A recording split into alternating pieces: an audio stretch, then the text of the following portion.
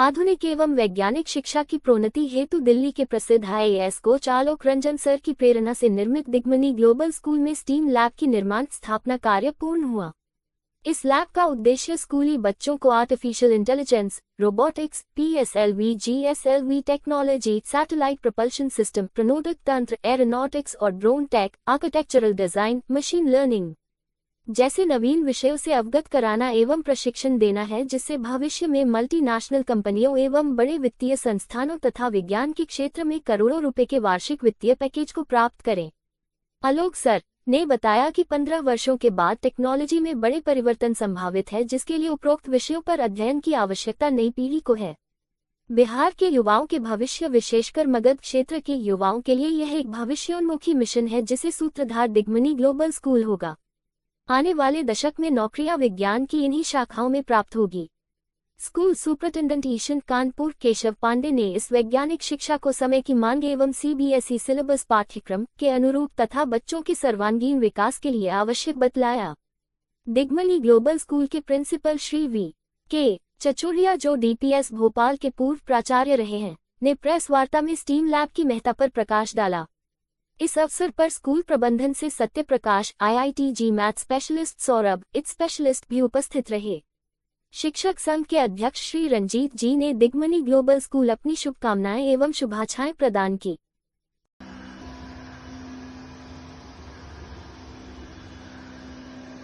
Conference बुलाई गई है, किस बात को लेकर बुलाई गई है, और ये आप जो लैब की बात करें उस लैब की क्या खासियत है? मैंने प्रेस कॉन्फ्रेंस बुलाया है क्योंकि ये मेरे लिए बड़ा ही हर्ष का विषय है कि मैंने बिहार में आकर के और पहला स्टीम लैब स्थापित किया है, जो भी देश में सिर्फ 6 जगह पे है। मुंबई में है, कोलकाता में है, लेकिन बिहार के लिए ये पहला आर्टिफिशियल इंटेलिजेंस पे आधारित एक लैब बनाया गया है, वो भी स्कूली बच्चों के लिए। और दिग्मनी ग्लोबल स्कूल में इसकी स्थापना की गई है, जो हमारे स्कूल के बच्चों के आधुनिक शिक्षा और वैज्ञानिक शिक्षा के लिए इसको बनाया गया है। जैसे मेरा ये मानना है कि जो आजकल स्कूल्स हैं उनमें जो भी एक करिकुलम CBSE ने निर्धारित किया है, उससे हट करके बहुत कुछ करने की आवश्यकता है। और जॉब क्रिएशन के लिए हम लोग इस पे काम कर रहे हैं, इस लैब को यहाँ पर लाए हैं। बाकी स्कूल के लैब में और आपके लैब में क्या खासियत है सर? हमारा जो लैब है उसमें टेक्नोलॉजी को सिखाया जाता है, न कि टेक्नोलॉजी का डेमोन्स्ट्रेशन दिया जाता है। जैसे एक उदाहरण आप लोग समझें, GSLV सैटेलाइट लॉन्चिंग जो किया जाता है भारत सरकार के द्वारा, तो उस सैटेलाइट लॉन्चिंग में जो टेक्नोलॉजी का प्रयोग किया गया है उसको हमारे टीचर्स जो मुंबई से आएंगे वो उसको सिखाएंगे। और बच्चों के पास अपना एक किट होगा, उस किट को असेंबल करके वो बच्चे खुद ही अपना GSLV, PSLV और बच्चे खुद ही अपना ड्रोन बनाएंगे, अपना आर्टिफिशियल इंटेलिजेंस से बहुत कुछ डिजाइनिंग करेंगे, आर्किटेक्चरल डिजाइनिंग करेंगे। अपना वो 3D प्रिंटिंग मशीन हमने इसमें लगवाया हुआ है, इसमें हमने एरोनॉटिक्स का बनाया हुआ है। हाँ, इसमें और क्या मशीन है? CNC मशीन है डिजाइनिंग के लिए CNC मशीन्स लगवाया हुआ है। तो मेन उद्देश्य इसका ये है कि बच्चों के अंदर में टेक्नोलॉजी के प्रयोग की जिज्ञासा बने बचपन से ही बने। अब हम इसमें एक चीज बस बताना चाहेंगे कि जो भविष्य में जॉब क्रिएशन है वो सिर्फ टेक्नोलॉजी के लर्निंग से ही हो सकता है।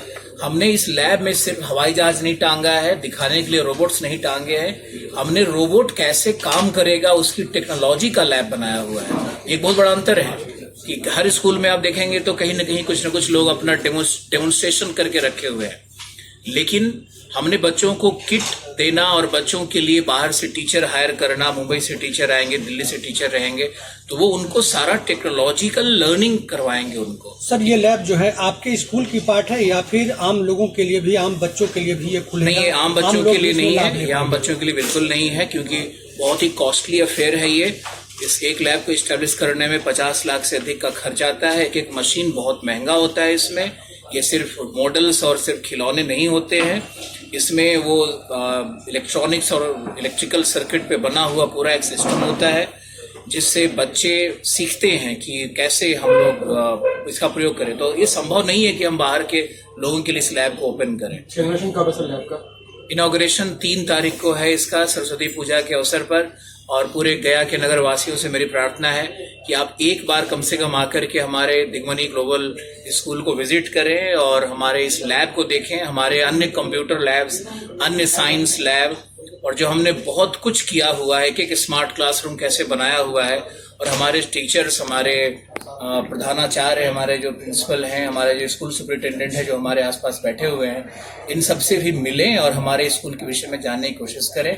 और गया वासियों के लिए तो ये बहुत ही अद्भुत होना चाहिए, जो मुझे लगता है कि टेक्नोलॉजी बेस्ड लर्निंग का स्कूल अभी बिहार में नहीं है, और ये मैंने पहला इस्टेब्लिश किया है। आपको क्या लगता है सर, इस लैब के स्थापना के बाद आपके स्कूल को कितना बेहतर भविष्य लग रहा है? मेरे स्कूल का भविष्य उज्जवल है, क्योंकि 1 साल में ही यहाँ बहुत अच्छा एडमिशन्स हो गया है, लोगों का बहुत प्यार मिल रहा है।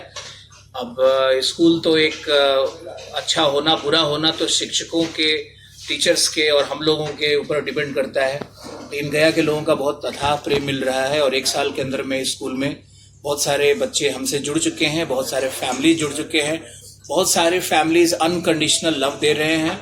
हमने कोई स्कूल का प्रचार नहीं किया है, कोई प्रसार नहीं किया है, कहीं पोस्टर नहीं लगाए हैं, लेकिन फिर भी हमारे स्कूल में बहुत तेजी से एडमिशन्स हो रहे हैं।